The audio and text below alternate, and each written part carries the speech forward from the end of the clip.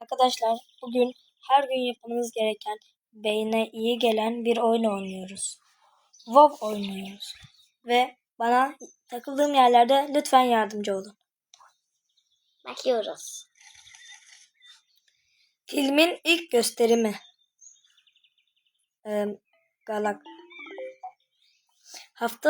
Haftanın son günü. Pazar arkadaşlar. Mumu üflenir, kendisi kesilir. Pasta tabii ki de. Şöyle yapalım. Yanlış yazdım. Kahvaltı zamanı. Ne demek acaba? Sabah. Ay. Yanlış yaptık.